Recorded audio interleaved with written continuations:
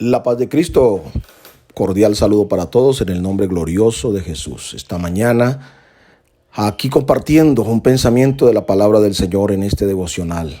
Compañeros, el Evangelio según San Marcos, en el capítulo 4 y el versículo 11, la palabra de Dios dice: y les dijo, a vosotros os es dado saber el misterio del reino de Dios, mas a los que están fuera, por parábolas, todas las cosas. Quiero, a partir de este texto, hacer un breve análisis con respecto al mensaje de las parábolas de Jesús, teniendo en cuenta que las parábolas del Señor Jesucristo tenían varios objetivos. Y qué importante entenderlo. Yo esta mañana quisiera decir que las parábolas de Jesús realmente contienen un mensaje subversivo. Permítame decirlo en esos términos. El reino de Dios no es un concepto espacial, ni tampoco es un concepto estático, sino que es un concepto dinámico. De hecho, en ningún lugar está dicho de un modo académico en qué consiste el reino de Dios. Sin embargo, se puede deducir de la Biblia que este reino se designa mejor la soberanía real de Dios ejerciéndose en el acto, en el mismo momento. La Biblia nos habla del evangelio del reino. El reino de Dios está inmerso en el evangelio, por lo que una persona al recibir a Cristo cambia de mentalidad, cambia de pensamientos y acciones. Dios nos trasladó, según el pasaje bíblico del apóstol San Pablo, del reino de las tinieblas al reino de su amado Hijo en Colosenses 1:13. En otras palabras, en Cristo asumimos una nueva posición, un nuevo estatus. Después de estar muertos en delitos y pecados, ahora en Cristo estamos vivos y sentados en lugares celestiales con Él. Ahora bien, las parábolas de Jesús no expresan la historia trillada de lo real, sino la historia virgen de lo posible. Y quiero hacer énfasis en esa frasecita, por favor. Las parábolas de Jesús no expresan la historia trillada de lo real, sino la historia virgen de lo posible. Por eso es que las parábolas no apuntan hacia lo real, sino hacia lo utópico. Porque el reino de Dios, si lo miramos desde la perspectiva de la lógica humana, el reino de Dios es utopía. Porque el reino de Dios no se aplica, escúchenme bien, a lo que es, incluso ni siquiera a lo que nos parece que debe ser, sino que el reino de Dios se aplica a lo que tendría que ser desde la visión divina. De modo que lo importante es interpretar las parábolas desde la vivencia práctica. De allí que aquella hermosa frase que dice, hay que vivirlo para contarlo. Y quiero hacer el énfasis en eso. Las parábolas no apuntan a lo que es. No apuntan a lo que es, y voy a explicarlo. Ni tampoco lo que a nosotros nos parece que debería ser, sino lo que tendría que ser desde la visión divina. Y allí es donde está el secreto y lo difícil del asunto. Por ejemplo, en Mateo 20, versos 1 al 16, se nos habla de la parábola de los trabajadores. Lo que parece absurdo para nosotros es la norma de Dios.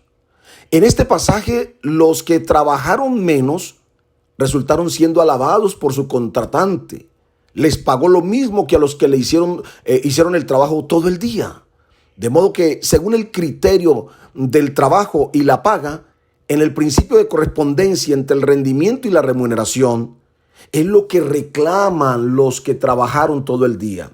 Ellos están diciendo, si se supone que trabajamos las 8 horas, nosotros deberíamos tener algo más de reconocimiento que aquellos que trabajaron solo 1 hora. Sin embargo, el dueño de la finca, el dueño de la hacienda, en este caso Dios, porque se aplica a Dios, decide cambiar lo instituido y establecer un nuevo principio en su reino. Es un principio en el que se relaciona con todo ser humano a partir de la generosidad y la bondad, y no desde lo que hacen o merecen. Porque es que Dios rompe los esquemas y nos da más de lo que merecemos, más de lo que damos, más de lo que esperamos. Eso es la gracia de Dios y eso es el reino de Dios. Si tomamos como ejemplo entonces esa parábola de los trabajadores, uno pudiera decir que hay una injusticia. Tal vez la lógica nos pueda llevar a eso. Pero haga el análisis concreto. Él le prometió a un grupo que les pagaría el día. Y cuando finalizó el día de trabajo, les dio lo que les había prometido. Pero a otros les dijo, les daré lo que es justo. Preguntamos, ¿es justo que los que trabajaron una hora reciban el salario de todo un día? No, no es justo desde la perspectiva humana. Pero Dios, que es dueño de todo y grande en misericordia, quiso pagarles lo que ellos no trabajaron. Tenemos también la parábola de la fiesta de bodas en Mateo 22. Jesús enseña una parábola de una fiesta de bodas en las que el padre invita a gente muy especial para él. Pero sus invitados no atendieron. Parece que resultaron ser no tan amigos. No era la prioridad de ellos asistir a la fiesta de aquel padre de familia. Y los que resultaron invitados fueron los vagabundos, los pordioseros y los indeseables. A todos los que hallaron tanto malos como buenos, dice Mateo 22, verso 10. Esto evidencia entonces lo revolucionario del mensaje de Jesús, lo revolucionario de sus parábolas. Su fiesta llegó a ser para todos los que nadie les abriría la puerta y menos los dejarían entrar a una fiesta de bodas. Son buenos y malos. Son todos los que hallaron. Él les dio el vestido de bodas, los sentó a su mesa e hizo que les sirvieran. En la parábola, Jesús resalta el cómo es la vida normal y luego hace el énfasis en cómo debería ser en el reino de Dios. Todos los que no tienen derecho son los invitados a su reino. ¿Qué tal cuando pensamos en la parábola del hijo pródigo? Cuando uno piensa en la parábola del hijo pródigo, uno se asombra de ver lo ilógico humanamente de esa parábola que Jesucristo estableció.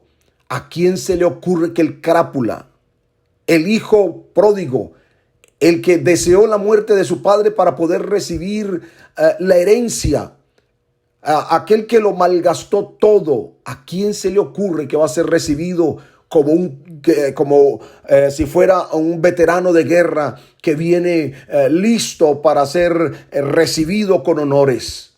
No se le pasa por la cabeza a nadie, pero la parábola de Jesús nos enseña que aquel crápula, cuando viene a casa de su padre, el padre le recibe con honores. El padre lo viste, lo baña, le pone el mejor vestido, le pone anillo, mata el becerro, hace fiesta, invita a sus amigos para que todos se gocen. Eso no le cabe en la mente a nadie, solo en las parábolas de Jesús. Pero lo más tremendo es que su hijo mayor, aquel que fue fiel, que estuvo siempre allí, recuerdan ustedes que se enojó por el recibimiento que le hicieron al pródigo. Pero el padre le dice: hijo, todo lo que yo tengo es tuyo, y cuando tú quieras puedes disfrutarlo. Pero mi hijo era muerto y ha revivido, se había perdido y ha regresado, y por eso es que yo hago la fiesta. Eso no lo hace nadie, solo Jesús, en sus parábolas, para demostrar su inmenso amor y su gracia. ¿Cómo es posible que todos nosotros, que estábamos perdidos en delitos y pecados, muertos, hijos del diablo, en las tinieblas, pero un día cualquiera decidimos, por el llamamiento suyo a través de la palabra, decidimos venir a sus pies y fuimos recibidos a misericordia? Él nos lavó, Él nos puso vestido nuevo, nos dio el perfume de su espíritu y ahora nos ha hecho sus hijos. Hubo fiesta en los cielos el día que nosotros vinimos a Jesús. Por eso es que el mensaje de las parábolas es un mensaje revolucionario. A veces, y para la época de Jesús, los discípulos, o mejor los judíos, presentaban a un Dios tirano, a un Dios vengador, a un Dios castigador. Pero cuando Jesús empieza a mostrar al Dios de amor, al Dios de misericordia, ellos no podían comprender la diferencia, porque Jesús no vino a revelar al Dios del fuego ni al Dios del juicio. Vino a revelar al Dios de la misericordia, al Dios que perdona, al Dios que levanta al hombre del polvo y al menesteroso alza del muladar. Por eso el mensaje que nosotros como hombres de Dios debemos predicar. No puede ser el mensaje trillado de lo real, de lo natural, sino de eso que es sobrenatural, de eso que es casi imposible entender con la mente natural, pero que el Espíritu de Dios nos guía para comprenderlo.